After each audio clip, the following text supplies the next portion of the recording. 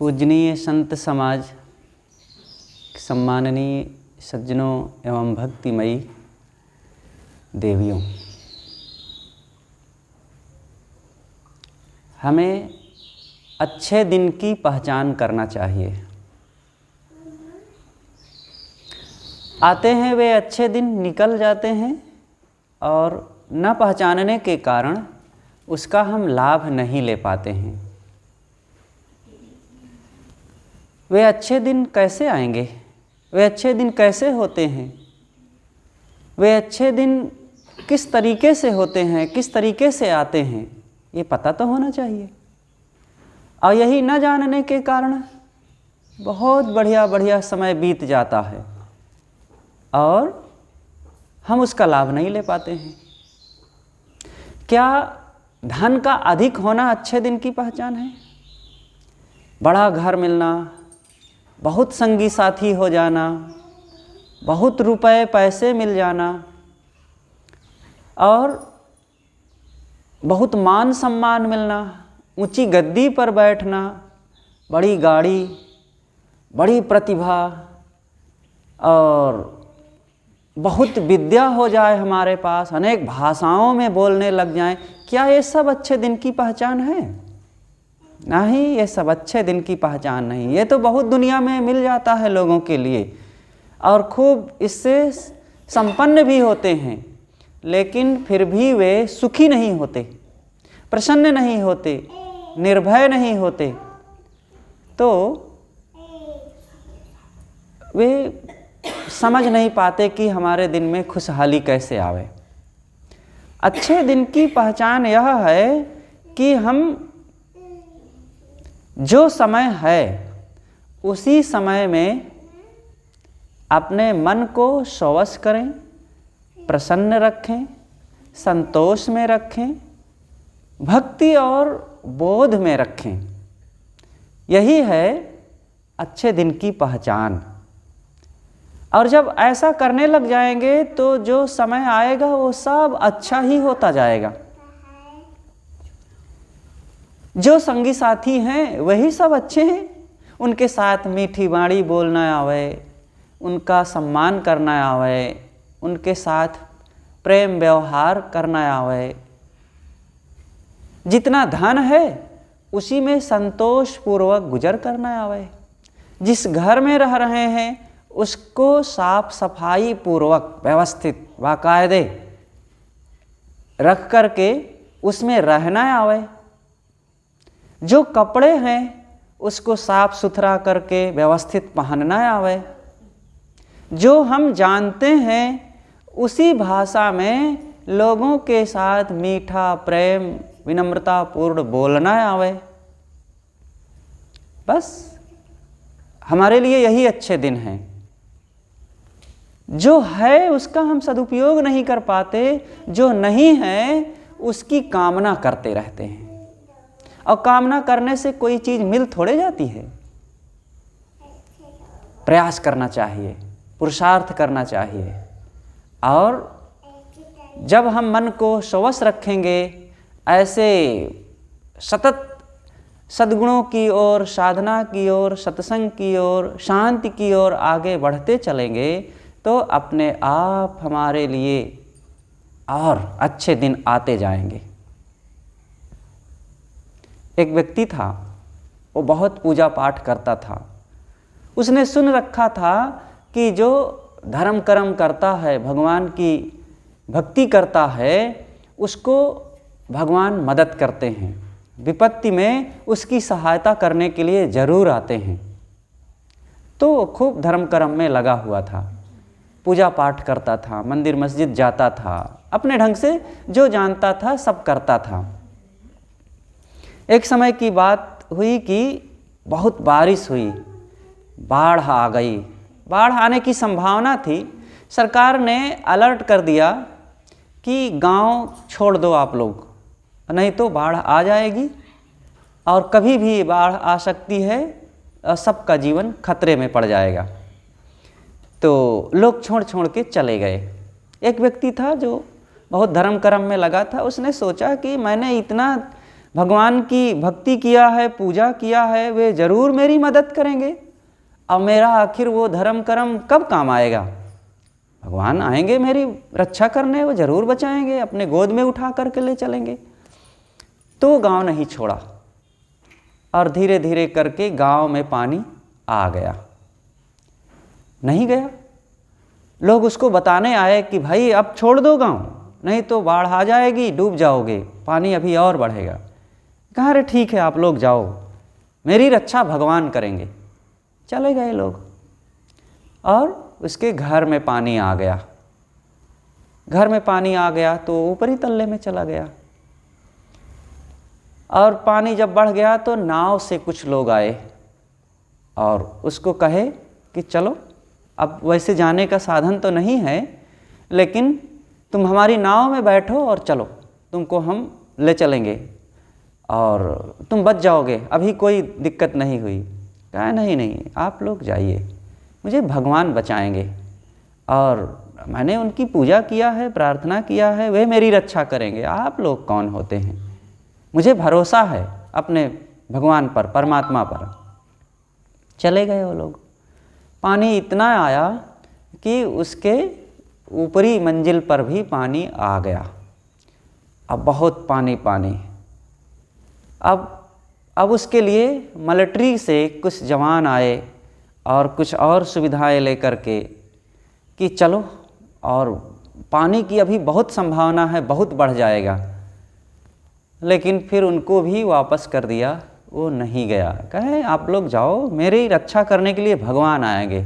और पानी बढ़ गया, छत पर चला गया वो, लेकिन छत पर भी पानी पहुंच गया।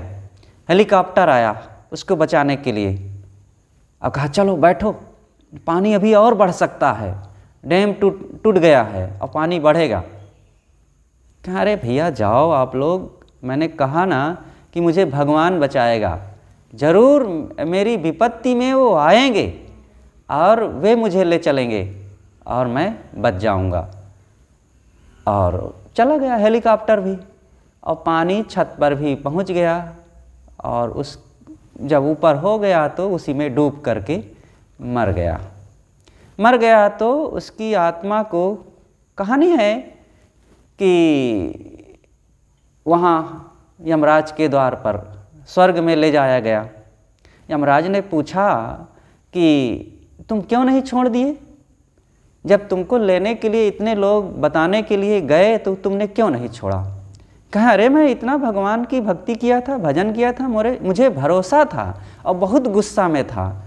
मैंने ये सुना था कि भगवान मदद करते हैं और मैं उन्हीं के भरोसे वहाँ रहा कि वे आएंगे मदद करने के लिए। लेकिन ये भगवान का नाम भी कैसा विचित्र है। आज मुझे पता चला कि भगवान बहुत धोखेबाज है, किसी की कोई मदद नहीं करते हैं और मैं उन्हीं के भरोसे रहा और आ ना सका और मैं डूब के मर गया वहाँ।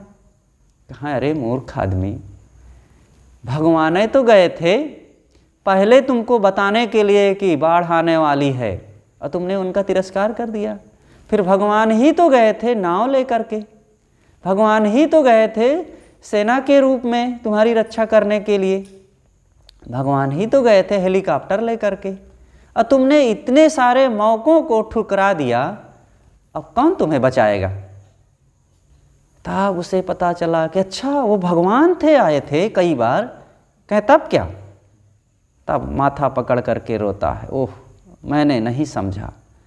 ऐसे ही होता है हमारी ज़िंदगी में, जब समय निकल जाता है तब पता चलता है ओह वो समय था, मैं ये कर सकता था उस समय, मैं ऐसा सोच सकता था, ऐसा बोल सकता था, ऐसे अपने जीवन को गढ़ सकता था, नहीं कर पाया।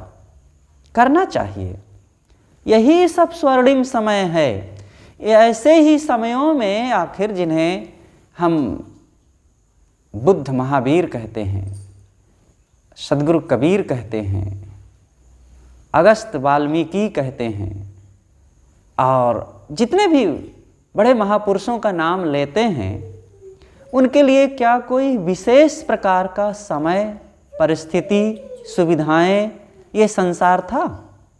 यही सब था, धूल भरा हुआ संसार, मिट्टी पानी से भरा हुआ, और अनेक प्रतिकूलताओं से भरा हुआ, दुख सुख से भरा हुआ, रोग व्याधियों से भरा हुआ, लेकिन उन्होंने उन समयों में अपना काम किया, जीवन का सदुपयोग किया, भक्ति भजन किया, संयम साधना किया और अपने जीवन को महान बनाए, दुखों से मुक्त किए। और हम लोग किसी विशेष मौके की प्रतीक्षा में, उसके इंतजार में इतने अच्छे अच्छे समयों को गंवाते जा रहे हैं। सबको अपने समय की पहचान करना चाहिए। ऐसा शरीर मिले, ऐसा स्वस्थ हो जाएं, ऐसे जवान हो जाएं, ऐसे सुंदर हो जाएं, ऐसे बलवान हो जाएं, तब हम ये करेंगे? कुछ नहीं ऐसा। अरे जो मिला है उसका उपयोग होना चाहिए भाई। सामने के भोजन को ठुकरा रहे हैं, ऐसे स्वाद का इंतजार कर रहे हैं, तो भला कब आएगा ऐसा? जब आ जाएगा तो हमारी इसी बुद्धि से, इसी समझ से उसको भी ठुकरा देंगे फिर, और यही करते करते सारा समय बीत जाएगा और कुछ नहीं हो पाएगा।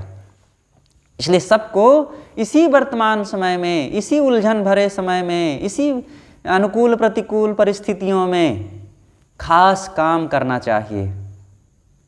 गुरुदेव जी कहा करते थे हमारे कि कोई व्यक्ति समुद्र के किनारे जाए और वो कहे कि समुद्र की सारी लहरें जब शांत हो जाएगी तब मैं स्नान करूँगा। कहीं मैं स्नान करने लगूँ, लहर आवे, डूब जाऊँ तो? जब शांत हो जाएंगी लहरें तब मैं स्नान करूँगा। तो कभी वो स्नान कर पाएगा? क्योंकि वो लहरें शांत होने वाली हैं ही नहीं, वो आएंगी। हमको नहाना है तो उसी लहर भरे समुद्र में सावधानी से जाएं और स्नान करके चले आएं, काम हो जाएगा हमारा। वो आता रहेगा। एक घोड़े वाला व्यक्ति था, कहीं जा रहा था, घोड़ा प्यासा हुआ तो सोचा कि पानी इसको पिला लूँ। तो एक जगह रहट चल रहा था। रहट आप लोग शायद कोई ना देखे होंगे, हमने देखा है, मोबाइल में देख सकते हैं कभी। रहट चक्र क्या होता है? वो क्रम से एक पट्टे पर टीना जैसा बंधा होता है, उसमें दूसरा चीज़ होता है, लेकिन समझ लो, एक आइडिया लगा सकते हैं। टीना जैसे बंधा होता है, 1 2 3 4 क्रमशः वो पट्टे में टीना करीब 25 बंधे होते हैं और वो घूमता है। तो क्रमशः वो भर करके पानी ऊपर आता है और जैसे इधर आया तो उड़ेलता गया, खाली होता गया, और फिर नीचे खाली चला गया, और उधर से ऊपर आया जब तो भर करके आता है। तो उसी में पानी से सिंचाई पहले हुआ करती थी खेतों की। तो घोड़े वाला रहट चक्र के पास गया तो कहता है, वहाँ आवाज़ बड़ी चर मर की आवाज़ आती रहती थी। तो घोड़े वाले ने कहा कि भैया ये बंद करो थोड़ा, मैं घोड़े को पानी पिला लूँ, क्योंकि उसकी आवाज़ से घोड़ा बिदक रहा था, पास में जा ही नहीं रहा था।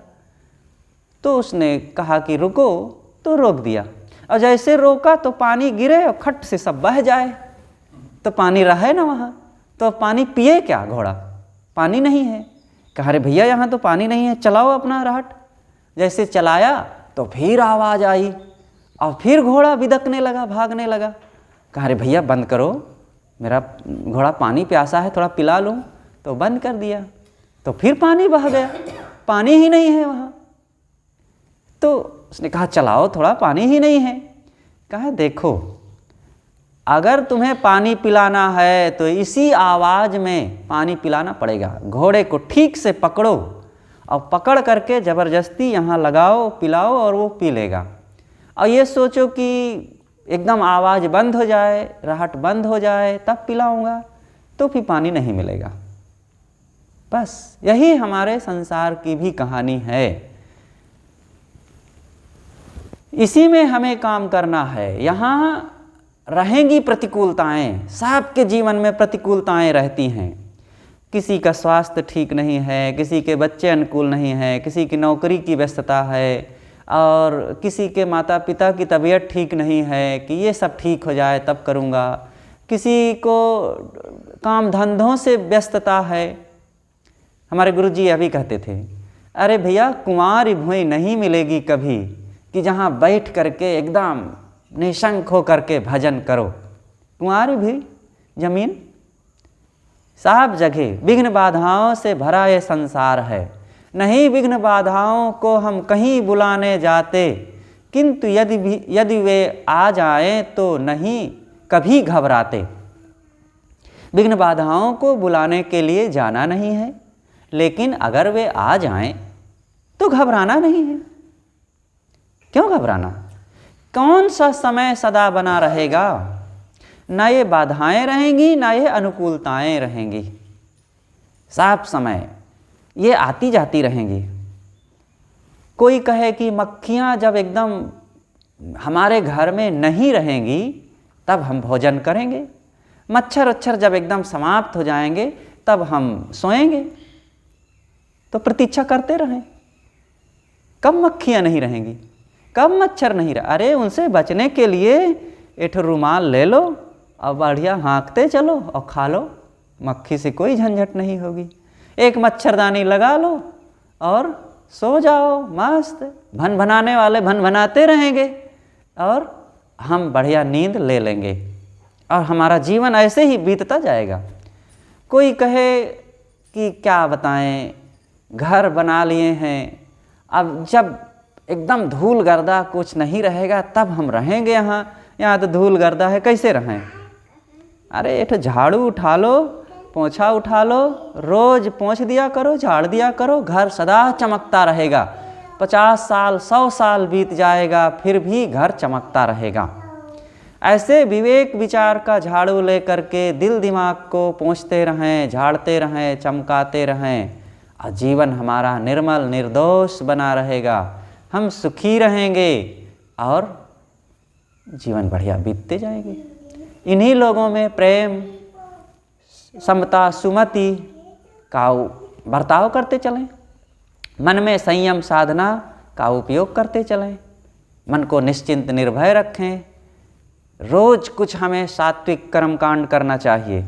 वो कर्मकांड नहीं है, बल्कि वो हमारे जीवन का दुख मिटाने के यही सब क्षण हैं। सात्विक कर्मकांड सबको करना चाहिए। सात्विक कर्मकांड है कि रोज अपने नियम में हम नियम से उठें, नियम से खाएं, नियम से कुछ पाठ पूजा करें, बंदगी दंडवत करें, माता पिता का, गुरु संतों का चरण स्पर्श करें और कुछ ग्रंथ पढ़ें, कुछ ध्यान करें। ये सात्विक कर्मकांड है, इसकी ज़रूरत है। अब लोग ये ना करके झूठे अगरबत्ती जला लेंगे, जा कर के मूर्ति के सामने हाथ जोड़ लेंगे, जल चढ़ा देंगे, फूल चढ़ा देंगे, गंगा जल पी लेंगे एक कुल्ला और कुछ कर लेंगे। क्या होता है इन सब से? इनसे कहीं जीवन बदलता है? जीवन बदले जिससे वो काम होना चाहिए। बिना कर्म के किसी के जीवन में शांति नहीं मिलेगी, लेकिन कर्म के नाम पर व्यर्थ के कर्म करते रहना। इसलिए ज्ञान, भक्ति और कर्म, इन तीनों को पहचानना चाहिए और तीनों में पवित्रता होनी चाहिए, तीनों में सात्विकता होनी चाहिए। तीनों को जब हम सात्विक ढंग से करेंगे तब हमारा जीवन सजता है। ज्ञान के नाम पर भी देखो कितना भटकाव है और भक्ति के नाम पर भी खूब है। कर्म कांडों में तो सब उलझे ही हैं। ज्ञान हमारा सही हो, ज्ञान वह सही है कि जिससे जीवन बदले, अंधविश्वास रहित, पाखंड रहित और उलझन रहित आत्मज्ञान, मन इंद्रियों के संयम का ज्ञान और सदाचार का ज्ञान, पवित्रता का ज्ञान, दया, क्षमा, सत्यशील, भक्ति, विवेक, विचार जिससे बढ़े और फिर जीवन में आकर के उनका हम बढ़िया से उपयोग कर सकें, ये सब ज्ञान है। और भक्ति जीते जागते हुए उन चैतन्य आत्मा संयुक्त उन प्राणियों की सेवा करना, और सेवा के नाम पर भी जिनकी सेवा करना हो कर सकें उनकी सेवा करें, और जिनकी ना कर सकें तो उनको दुख ना दें। बस ये भी एक सेवा है। जैसे हम सबकी सेवा नहीं कर सकते, सभी मनुष्यों की कहाँ तक कर सकते हैं? सबको खिला नहीं सकते, सबको कपड़े नहीं दे सकते, सबको अपने घर में रख नहीं सकते। जैसे कि हमारे पास एक देखो ये बिस्तर बिछा हुआ है, हमारा तो मन है कि सब लोग यहाँ आकर के बैठें, लेकिन सबको बैठा नहीं सकते हैं। लेकिन सबके प्रति ये भाव रखें कि सबके लिए उचित आसन मिले, सबको उचित बिस्तर मिले, सबको उचित जगह मिले, सबको सुविधाएं मिले। ये एक भाव रखना, ये भी एक सेवा है। हम सभी प्राणियों को, सभी जानवरों को आहार नहीं दे सकते, खिला नहीं सकते, लेकिन किसी को कष्ट ना दें, किसी की हिंसा ना करें, किसी को मारें सतावें ना, ये एक सेवा है, यही सेवा है। और जहाँ सेवा करना चाहिए वहाँ सेवा करते नहीं, और जहाँ सेवा की कोई ज़रूरत नहीं वहाँ सेवा करने का नाटक किया जाता है। आज देखो ना क्या हो रहा है, जहाँ सेवा करना चाहिए उन प्राणियों को तो सताते हैं, चाहे वो घर के माता पिता हो, चाहे वो गुरु संत हो, उनकी उपेक्षा करते हैं, चाहे वो अन्य आए गए अतिथियों अभ्यागतों की बात हो, उनका तिरस्कार अपमान करते हैं, उन प्राणियों की बात हो उनका गला तक काट देते हैं। देखो, इन सब को उचित सेवा सम्मान की ज़रूरत है, वहाँ सेवा नहीं किए। और जहाँ सेवा की ज़रूरतें नहीं हैं, उन मिट्टी पत्थर की मूर्तियों, कागज़ के फ़ोटो, पत्थर या कुछ आकृति या पेड़ पौधा, वहाँ जाके जल चढ़ाएंगे, वहाँ जाके होम अगियार करेंगे, मत्था टेकेंगे और फूल चढ़ाएंगे। क्या क्या तमाशा किया जाता है। यही है भक्ति के नाम पर भटकाव। इसलिए हमारे जीवन में ज्ञान, भक्ति और कर्म की पवित्रता होनी चाहिए, इसमें सात्विकता होनी चाहिए।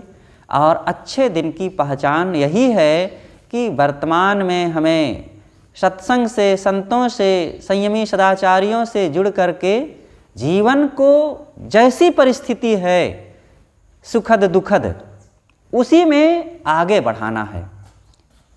और संयम सदाचार का आधार लेकर के मन इंद्रियों की पवित्रता को बढ़ावें और लोगों के साथ मीठी वाणी, सुंदर बर्ताव और अपने शरीर से उचित परिश्रम करते चलें। बहुत ज़रूरत है परिश्रम की। और इसके बाद भी जो सुख दुख आवे उसको सहें, चिंता विलाप रहित होकर के। लोग अनुकूलताएं आती है तो अनुकूलताओं में बेकार का अहंकार करते हैं, लोगों से वर्णन करते हैं और उसमें अपने आप को संतुलित नहीं रख पाते हैं। और प्रतिकूलताएं आती हैं तो रोते हैं, बिलखते हैं, शिकायत करते हैं, दोनों का सदुपयोग नहीं कर सके। जब अनुकूलताएं आवें तो ये सोचना चाहिए कि चलो बहुत अच्छा है, ये बड़ा बढ़िया स्वर्णिम समय आया है और इसका जल्दी जल्दी उपयोग कर लें अपने कल्याण की दिशा में आगे बढ़ने के लिए, मन में शांति सद्गुण भरने के लिए और ज्ञान भक्ति कमाने के लिए, आत्म शांति प्राप्त करने के लिए, सेवा सत्संग में आगे बढ़ने के लिए, सद्बोध प्राप्त करने के लिए। ये अनुकूल समय है, इसका जल्दी जल्दी उपयोग करने, कब ये दिन बीत जाए कह नहीं सकते। ये है अनुकूलताओं का सदुपयोग। और प्रतिकूलताएं आवें तो प्रतिकूलताएं दिन की भांति हैं। अनुकूलताओं में एक बार भूलने के चांस होते हैं। अनुकूलताएं सुला देती हैं व्यक्ति को। अनुकूलताएं जैसे रात होती है, रात में सो जाने पर चोर के आने की संभावना है, रात में चलने पर गिर पड़ने की संभावना है, ठोकर लगने की संभावना है। तो अनुकूलताएं रात की भांति हैं और प्रतिकूलताएं दिन की भांति हैं। दिन में दिखता है सब साफ, मेरा अपना और पराया, हित अहित, कल्याण अकल्याण, सुखदाई दुखदाई और सब कुछ पता चलता है। प्रतिकूलताओं में ज़्यादा भजन भक्ति करने का मन होता है और प्रतिकूलताओं में ही ये समझ में आता है कि शरीर कैसा, संबंध कैसे, लोग कैसे, ये समझ में आता है। तो इनमें मोह नहीं होता है, आसक्ति नहीं होती, अहंकार नहीं होता है। इसलिए प्रतिकूलताओं से घबराना नहीं चाहिए। प्रतिकूलताओं में सजग रहे और थोड़ा समय, जैसे आंधी आती है तो आंधी तूफान कितने समय के लिए होता है? कोई महीना 2 महीना के लिए थोड़े होती है आंधी। वो 2-4 मिनट, 10 मिनट, 15 मिनट के लिए होती है और आंधी चली जाती है, धूल गर्दा गुब्बार उठा करके। ऐसा लगता है उस समय को प्रलय आ जाएगा, लेकिन गया सब। और अनुकूलताएं, सामान्य वातावरण, ज़्यादा दिन रहते हैं। तो जो तकलीफ़ें आवें, कष्ट के दिन आवें, तो ये समझे आंधी की तरह है। तो उनका सदुपयोग करके मस्त रहे, भजन करे, सुखी रहे, घबराए ना, और फिर वे चले जाएंगे। इसलिए हर हाल में हमें अच्छे दिन को पहचान करके उसका सदुपयोग करना चाहिए। और दुख तकलीफ़ है वो भी अच्छे दिन है, वो भी हमें किसी ढंग से उन्नति करने के लिए मदद करेंगे। कोई कष्ट दे रहा है या तकलीफ़ आ गई है, शरीर में रोग है, वो भी हमें आगे बढ़ने के लिए मदद कर रहा है। कुत्ता भौंकता है, हम लोग चलते हैं जब कहीं, कोई भी व्यक्ति चलता है तो कुत्ता भौंकता है, तो लगता है ये कुत्ता क्यों भौंक रहा है। जानते हैं क्यों भौंकता है? वो कहता है चल आगे बढ़, जल्दी रुक मत, यहाँ तेरा कोई नहीं है। वो हमें आगे बढ़ने में मदद करता है। तो लोग घबरा के जल्दी भागते हैं और जल्दी मंजिल को पहुँच जाते हैं ना।